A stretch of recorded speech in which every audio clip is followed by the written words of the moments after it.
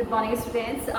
As you know, nowadays we are learning about models, and in today's video, we are going to complete the remaining models. So let's have a look on the remaining models. So first of all, we are going to see the use of can. Okay. Yes, can is used to show the ability, capacity, permission, you can say. Okay. So first of all, we will see how it has been used to show the ability.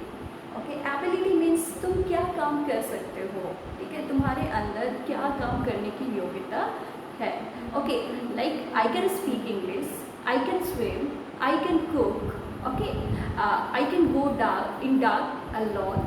Okay, so these are your ability. Okay, इनको हम क्या कहेंगे, ability. आप क्या काम कर सकते हो. Okay, to show your ability you have to use can.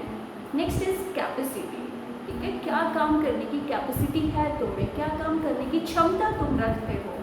Okay, like I can lift this bench alone. Yeah, I can lift this bench alone. तो ये तुम्हारी क्षमता है, ये तुम्हारी कैपेसिटी है किसी काम को करने की. Alright, to for seeking permission as well. आपको पता है कि कैन का यूज़ परमिशन के लिए भी होता है. As we have seen in the earlier video that may is also use for permission. Now what's the difference is there that we have to look. Can का यूज जब आप permission के लिए करते हो तो आप इसका यूज कैसे करते हो. Can and may, what is the difference in can and may. Listen to me. If you are 100% sure, okay, whatever permission you are seeking for you will get it. Okay, जो भी permission तुम लेने जा रहे हो, जो भी permission की मीन्स तुम्हें ज़रूरत है, अगर तुम्हें लगता है कि वो तुम्हारी फैमिली मेम्बर है, तुम्हारे दोस्त हैं, ऑलराइट, तो आप वहाँ पर क्या यूज़ करते हो, कैन यूज़ करते हो. Informal permission, for informal permission you have to use can, and for formal permission you have to use may. Formal permission के लिए आप किसको यूज़ करते हो, मे को यूज़ करते हो. लाइक अगर आप सपोज करो कि आपके दोस्त के पास एक स्पेयर पेन है, एक एक्स्ट्रा पेन है, तो आपको पता है कि वो आपको फ्रेंड है, वो एक्स्ट्रा पेन भी है. अब जब आपको वो पेन लेना है तो उसकी परमिशन जब आप मांगोगे तो आप मे यूज़ नहीं करोगे, आप सॉरी ओके आप क्या यूज़ करोगे वहाँ पे, कैन. ऑलराइट, क्योंकि ये इनफॉर्मल परमिशन है. जब आप अपने फ्रेंड से, अपने फैमिली मेम्बर से आप परमिशन मांगते हो तो वो इनफॉर्मल परमिशन कहलाती है. And for informal permission you have to use can. Okay, and for formal permission you have to use may. अब जैसे आप किसी ऑफिस में जाते हो, आप अपनी टीचर से पूछते हो, किसी ऑफिसर से पूछते हो, किसी क्लाइंट से पूछते हो, ठीक है, तो वो क्या होगी, आपकी फॉर्मल परमिशन होगी. वहाँ पर आप क्या यूज़ करेंगे, मे यूज़ करेंगे. Alright, so this is the difference between may and can. Next is could. Let's say the use of could.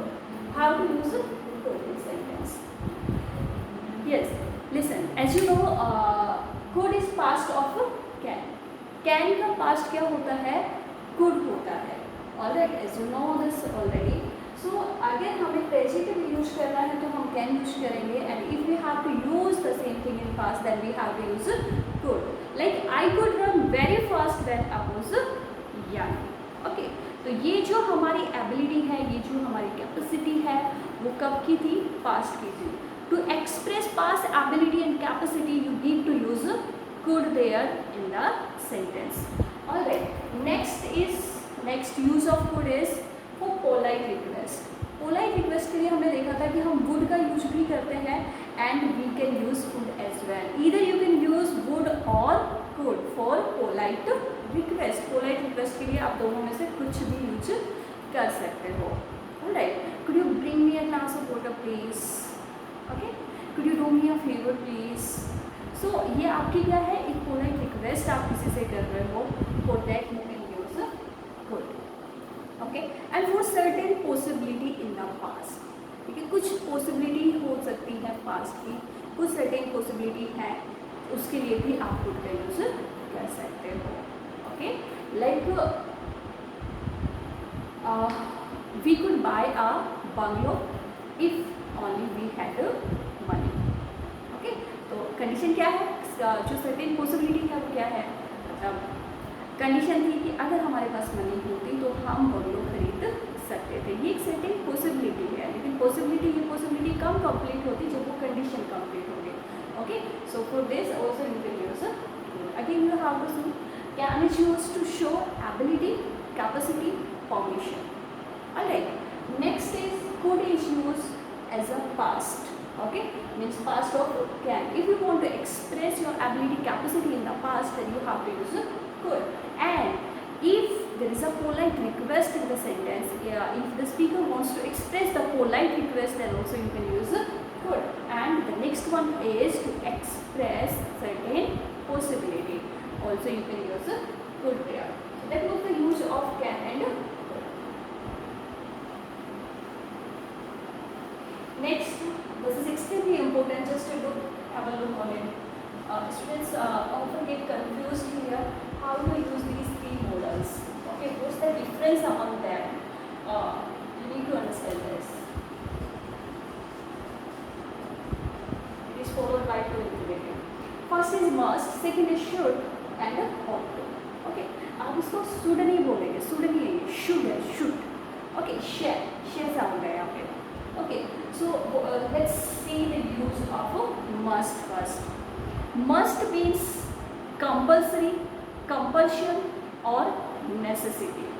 Must का यूज एक ऐसे मॉडल के लिए या ऐसे मूड ऑफ वर्ब के लिए यूज होता है जिसे आप इग्नोर नहीं कर सकते. जो भी आपको का स्पीकर, आपका लिसनर जो भी एक्सप्रेस कर रहा है, जो भी एक्शन हो रहा है ना वहाँ पे, वो कंपल्सरी है, आप उसे बिल्कुल इग्नोर नहीं कर सकते. लाइक आपने नॉर्मल एग्जाम्पल सुना होगा, we must follow traffic rules. Must follow traffic rules. I hope you have understood this now. We must follow traffic rules. अब मुझे ये बताओ कि हम में से ट्रैफिक रूल्स, क्या ये हम पे डिपेंड करता है कि हमें ट्रैफिक रूल्स फॉलो करने हैं या नहीं करने हैं? ठीक है, क्या ये हम पे डिपेंड करता है? नहीं. ये इसका मतलब क्या है कि यहाँ पे मस्ट आ गया, मीन्स की नेसेसिटी है. जो भी एक्शन है ना वो नेसेसिटी है, कंपल्सरी है, आप उसे इग्नोर नहीं कर सकते. तो जिस काम को आप इग्नोर नहीं कर सकते वो कंपल्सरी होता है, उसके लिए आप हमेशा क्या यूज करते हो? मस्ट यूज करते हो. Alright,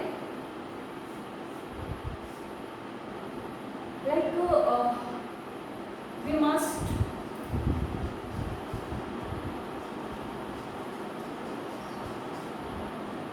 deposit our bills on time.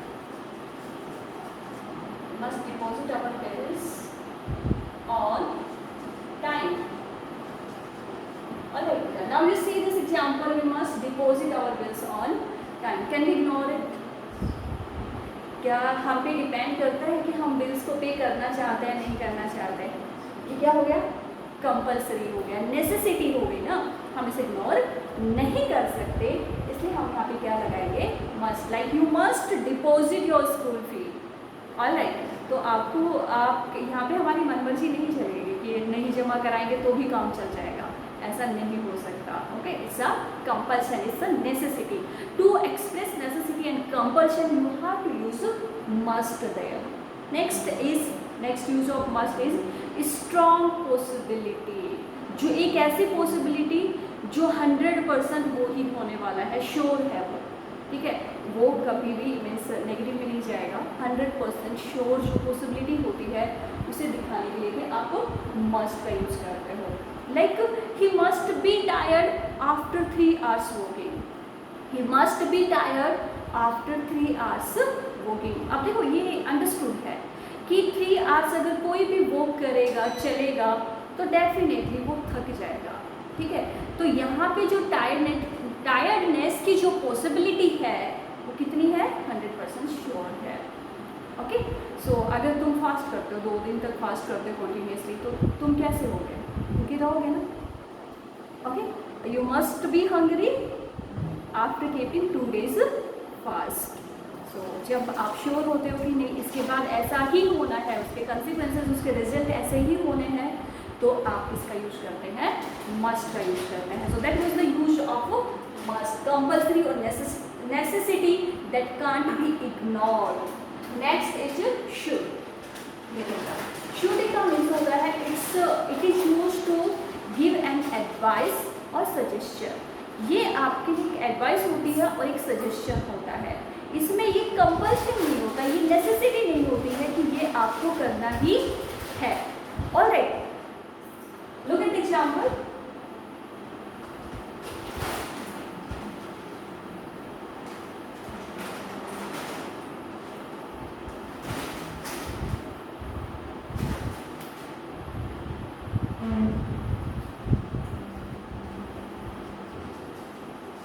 You should get up at 4 in the morning.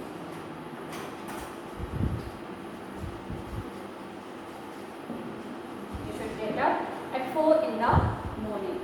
All we know very well. Okay, early rising is quite good for all of us. इस सुबह उठना हम सब के लिए बहुत अच्छा होता है और हमें सुबह जल्दी उठना चाहिए, ठीक है। लेकिन यहाँ देखो, you should get up at 4 in the morning, ठीक है। अब मुझे कहो कि मैं सब आपको कह रही हूँ कि तुम्हें सुबह 4 बजे उठना चाहिए, तो एक बार कहते उठ जाओगे क्या तुम सब? ओके, सो ये एक अच्छी एडवाइस होती है, ये एक अच्छा सजेशन होता है, एक अच्छा सुझाव होता है, but it totally depends on the listener whether the listener wants to do it और नॉट। ये लिसनर पे डिपेंड करता है कि वो लिसनर उसे करना चाहता है या नहीं करना चाहता है। Okay,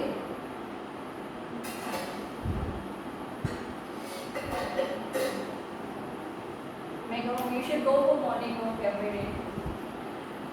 you should go for a morning walk, on a morning walk every day. Okay, health is wealth, as you know.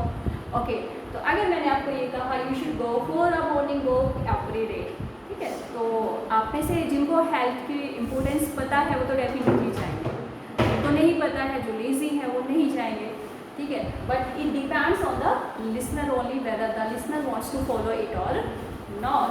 So should का यूज होता है बेटा एक अच्छी एडवाइस देने के लिए, एक अच्छा सजेशन देने के लिए, बट ये कंपल्शन नहीं होता है, ये नेसेसिटी नहीं होती है। This is the difference between must and should. Now let's see ought to। ought to का भी इसी की तरह यूज होता है। ought to is used to show obligation and duty, ठीक है। आपकी क्या ड्यूटी है, आपका क्या कर्तव्य है, ये दिखाने के लिए हम किसका यूज करते हैं? ought to का यूज करते हैं। Okay, this is a fine advice, आप कह सकते हो जनरल एडवाइस भी हो सकती है, लेकिन आपको वो आपकी जो भी ड्यूटी बनती है, आपके जो भी कर्तव्य बनते हैं, आपको क्या करना चाहिए, ठीक है। एक ह्यूमन बीइंग्स के नाते आपको क्या करना चाहिए, आपकी क्या ड्यूटीज़ है, वो दिखाने के लिए हम किसका यूज़ करते हैं? ought to। ought to ये रिमेंबर रखना होता है, ought to is always followed by to infinitive। Okay, इसे जस्ट नॉट infinitive इस तरह से आता है, ought के साथ हमेशा to आता है, that you need to remember here. Okay, अब आपकी क्या ड्यूटी बनती है, ठीक है, आपके क्या कर्तव्य बनते हैं। आप सपोज करो कि आपके घर पर कोई मेहमान आया है, ठीक है, तो आपसे क्या सपोज किया जाता है? You are suppose to behave properly with them, isn't it? तो तुम्हारी वहाँ पे क्या ड्यूटी बन गई, तुम्हारा क्या कर्तव्य है वहाँ पे? Okay, so how will write here? You ought to behave, you ought to behave properly with your relatives। okay, you ought to behave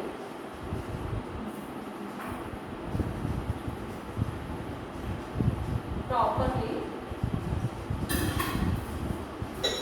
with your relatives।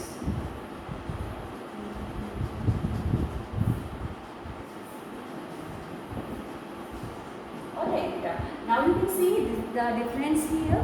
ought to हमने किसके लिए यूज करा है कि तुम्हारा उस टाइम पे क्या कर्तव्य है, तुम्हें क्या करना है, तुम्हारी क्या ड्यूटी है उस टाइम पे, ये दिखाने के लिए आपको किसका यूज करना होता है? ought to का। Again use must means compulsory और नेसेसिटी, जिसे आप इग्नोर नहीं कर सकते, कंपल्सरी करना ही पड़ेगा। Should is use for a fine advice and suggestion, should का यूज होता है एडवाइस और सजेशन के लिए।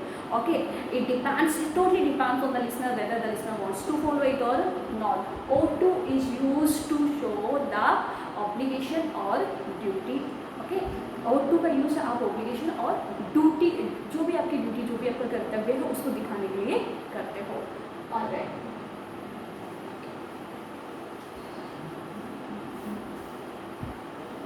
Next is have to. देखो क्या डिफरेंस होता है हैव टू, मस्ट, शुड और ऑट टू में, ये सारे सिमिलर से ही होते हैं। ओके देखो मस्ट होता है, must means what the speaker and the listener wants. Okay, must is used to talk about what the listener and the speaker wants. Speaker और listener क्या करवाना चाहता है या क्या करना चाहता है, ठीक है, उसके लिए हम इसका यूज करते हैं, must का यूज करते हैं। ओके इसके बाद should और ought to का मैंने आपको बताया ही था। Next we have to see have to. Have to is used to talk about laws and rules. Laws and rules, आपके क्या रूल्स हैं, आपके क्या रूल्स बनाए हैं, आपको क्या करना है, उसके लिए भी आप इसका यूज करते हो have to. Look at the example, you have to go at the counter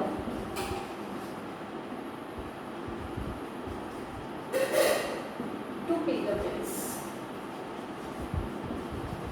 पे the bills. Yes look at it. अब रूल क्या बना हुआ है कि तुम्हें बिल पे करने के लिए कहाँ पे जाना पड़ेगा, काउंटर पे जाना पड़ेगा। ओके तो आपको ये रूल फॉलो करना पड़ेगा, मतलब आपको उस टाइम पे ये करना है। Okay so you have to go at the counter to pay the bills. तो हैव टू का यूज जो भी आपके रूल्स और रेगुलेशंस जो आपके बने हुए हैं उनको फॉलो करने के लिए आप इसका यूज करते हो, हैव टू का यूज करते हो। Alright, let's see the next one. Next one, need, okay, and dare. These are extremely important. Okay, why they are important? Because they have some different rules in affirmative, okay, and when we compare negative and interrogative sentence. Okay, थोड़े से exceptions ये दोनों ही follow करते हैं जो मैं आपको अभी बताने वाली हूँ. So you have to look keenly at them. So first of all we are doing at the look at the need.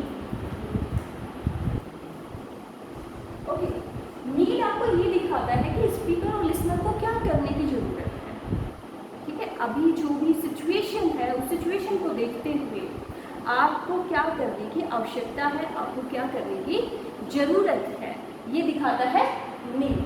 अगर मैं कहूँ he needs to work hard, he needs to work hard. Okay, so according to his performance, whatever performance I have seen, so it's the consequences, it's the result. किसी भी performance को, किसी भी चीज़ को देखकर जब आप अपने व्यूज़ रखते हो, ठीक है, आप अपना पॉइंट ऑफ व्यू रखते हो कि इस सिचुएशन, इस कंसिक्वेंसेस के बाद उसे क्या करने की ज़रूरत है, ऑलराइट, तो आप इसका यूज करते हो, नीड का यूज करते हो। So he needs to work hard. मैंने देखा कि भाई वो कमज़ोर है या उसकी परफॉर्मेंस इतनी अच्छी नहीं है, तो अब उसे क्या करने की ज़रूरत है, मेरा जजमेंट है जो, या मेरा जो रिव्यू है, जो मेरा व्यूज़ है, वो क्या है, he needs to work hard. Alright, just remember what is the rule now here. Just remember need and dare both take to infinitive in affirmative sentence. अगर आप need और dare को affirmative sentence में use कर रहे हो तो इन दोनों के साथ हमेशा आपको लगानी है to infinitive. As you know, to infinitive means to plus people. ये हमेशा ध्यान रखना, बहुत important rule है ये. Pay attention. If need and dare is there as a modal in the sentence, then you have to use to infinitive in affirmative sentence. Affirmative में to infinitive use होगा, but अगर आपको negative में बताना है या इंटेरोगेटिव बनाना है, ठीक है, नेगेटिव और इंटेरोगेटिव में इनके साथ पेयर इंफिनिटिव आती है। Bare infinitive means without to people. अगर आप इसको नेगेटिव में यूज करते हो या इंटेरोगेटिव में यूज करते हो तो इसके साथ आती है पेयर इंफिनिटिव, मीन्स आप इसके साथ टू यूज नहीं कर सकते।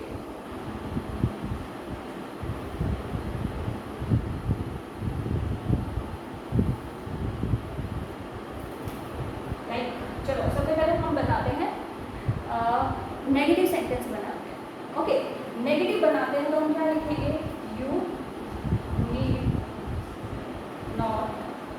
नॉर्मल फॉर्म भी लिख सकते हो, फुल फॉर्म भी लिख सकते हो, नीड नॉट गो देयर। हम पहले वाला सेंटेंस भी लिख सकते हैं, ये भी लिख सकते हो। Alright, now you see what the difference क्या है यहाँ पे कि यहाँ पे अगर हमने नेगेटिव बना दिया, नोट लगा दिया, तो इसके बाद अब टू नहीं आएगा। ओके, लेकिन अगर यही सेंटेंस मैं अफर्मेटिव सेंटेंस में लिखती हूँ तो मैं क्या लिखूंगी?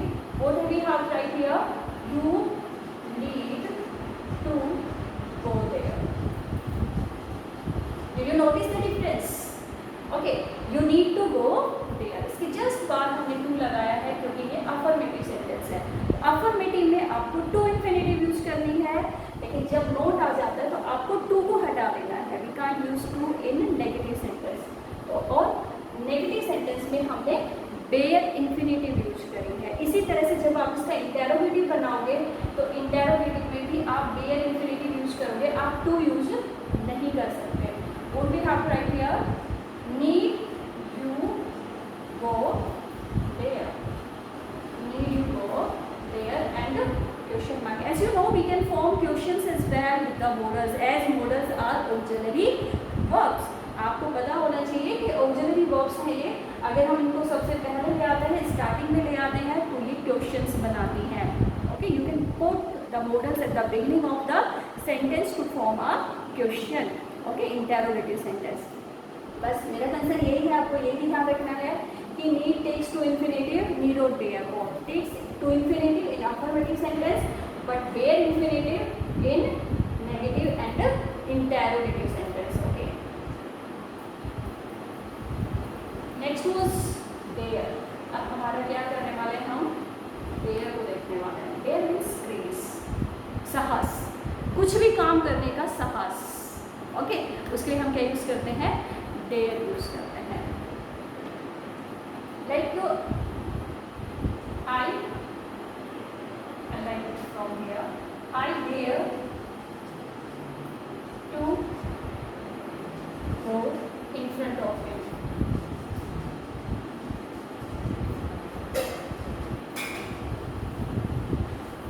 Okay, मुझे मेरा मतलब उसके सामने जाने का साहस, मुझे उसके सामने जाने का साहस है। तो दिस इज अफर्मेटिव सेंटेंस। आप देख सकते हो ना ये नेगेटिव है और ना ही ये इंटेरोगेटिव है। It's a affirmative sentence. So we have used here to infinitive, हमने टू इन्फिनेटिव यूज करी है यहाँ पे। But if we convert the same sentence into negative form, अगर हम सेम सेंटेंस को नेगेटिव फॉर्म में कन्वर्ट करेंगे, what we have to write here, हमें बेयर इन्फिनेटिव लिखनी पड़ेगी, टू को हटाना पड़ेगा। How to write here, I dare not, I dare not go in front of him.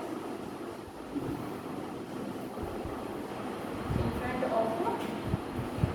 Okay. And if you want to form the same sentence into interrogative, you have right here, dare I go in front of him.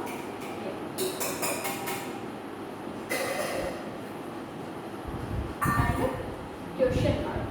Alright beta, so this was all about modals. Just to keep in mind, this is dare and need. dare और need ही rules अपना change करते हैं affirmative और negative में, बाकी सभी का rules same रहता है। Affirmative, negative and interrogative they all remain same. ये ध्यान रखना कि अगर नीड का अगर आपको सिंपल पास्ट में यूज करना है, पास्ट टेंस में यूज करना है, तो आप इसमें ईडी नहीं लगाएंगे। नीड की जगह पास्ट टेंस में आप इसमें ये क्या यूज करेंगे, had to. Just to remember this, needed to नहीं लगाएंगे। अगर आपको इसको पास्ट टेंस में यूज करना है then you have to use here had to. Let's say example आप दे सकते हो, तो अगर आप इसको पास्ट में बनाएंगे तो आप इसको इस तरह से लिखिए, हैड के बाद डेफिनेटली क्या आएगा,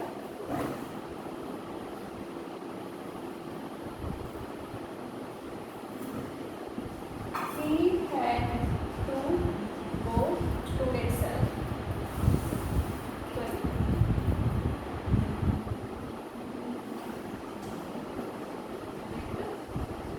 देखो मैंने पास्ट लिखा था, पास्ट में हम टुडे तो लिख ही नहीं सकते, that's why I skip that.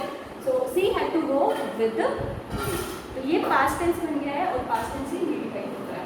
Alright, so that is all about models. Okay, alright, thank you.